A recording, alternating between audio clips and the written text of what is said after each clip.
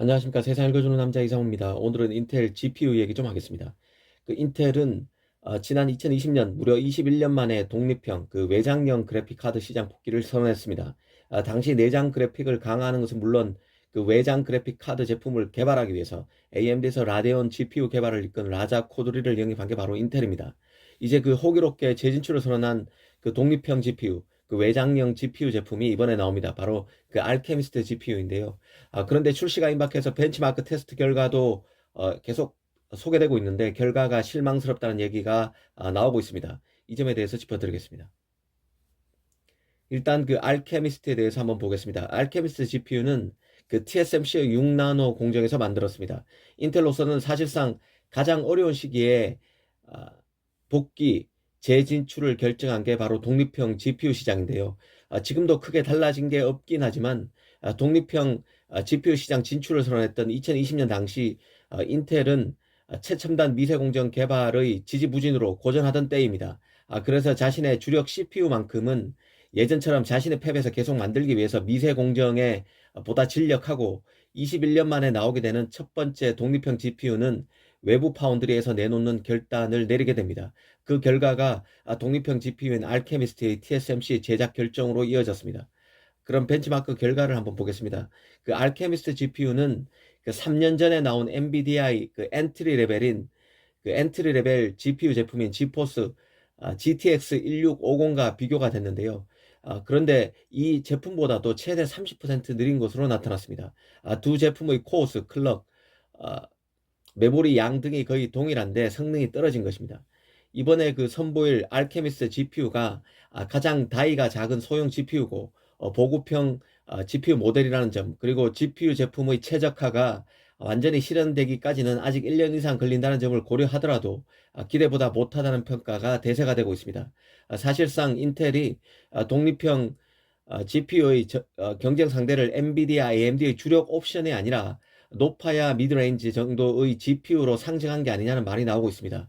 이번에 벤치마크에서 비교된 엔비디아 제품도 엔비디아가 내놓는 가장 낮은 수준의 독립형 GPU 제품인데요.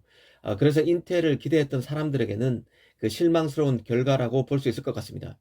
사실 외장형 GPU는 이제 인텔도 재도전하는 시장입니다. 인텔 최초의 독립형 그래픽 칩인 i740 같은 경우에는 지난 1990년대 후반 보급형 시장에서 그럭저럭 인기를 끌었었는데요. 엔비디아와 같은 경쟁자 이후에 완전히 밀려서 시장에서 설 자리를 잃고 독립형 외장형 GPU 시장에서 인텔은 완전 철수하게 됩니다.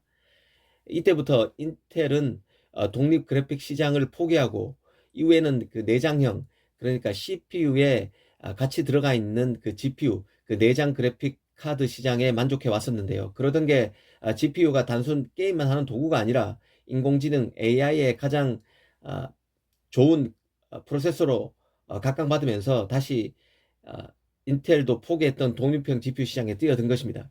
사실 요즘 이런 게 되게 많습니다. 인텔은 파운드리 시장이 칩 전성시대, 칩 자체를 기업들이 다시 어, 내부에서 설계하는 시대를 맞아서 이 파운드리 시장이 크게 커지자 파운드리 시장도 재진출을 선언한 게 바로 인텔입니다. 이 첫 술에 배부르기는 어려울 것입니다. 하지만 제품이 이후에 나오는 제품도 실망스러울 경우 태산 명동의 서열필이라는 말이 나오지 말라는 법도 없을 것 같습니다. 이 프로세서 경쟁이 치열해지면서 기존에 하지 않던 아니면 과거에 하긴 했지만 이 성과가 없어서 접었던 사업에 다시 뛰어드는 기업이 많아지고 있습니다. 프로세서 같은 경우는 CPU와 GPU의 통합 추세가 대세가 되면서 더 그런 추세를 보이고 있는데요. 엔비디아의 경우도 서버용 CPU 시장에 진출한다고 선언했었죠. 이 칩 이름을 그레이스라고 했습니다. 엔비디아는 자신의 서버 CPU인 그레이스를 자신의 GPU 제품과 함께 쓰면 성능이 더 뛰어나게 된다고 강조하고 있는데요. 인텔이 만든 서버 CPU인 제온 대신에 자신의 신제품이 될 그레이스 CPU와 엔비디아 GPU를 함께 쓰면 데이터 처리 속도가 10배나 빨라진다는 것입니다. 이런 홍보 속에 야심차게 CPU 시장에 진출한 엔비디아이기에 이 그레이스 CPU가 어느 정도 성능을 보여줄지 시장이 주시하고 있다는 것도 잊지 말아야 할 것입니다. 사실 인텔 알케미스트 GPU는 이제 시작에 불과합니다. 초기 버전이기 때문에 시장에 풀리는 양도 많지 않을 것입니다.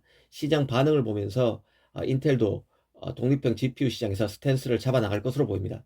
어찌됐든 올해 새로 출발하는 인텔의 독립형 GPU가 엔비디아의 지포스와 AMD의 라데온 틈바구니 속에서 자신만의 입지를 구축해 나갈 수 있을지 주목해 봐야 할 것 같습니다. 감사합니다.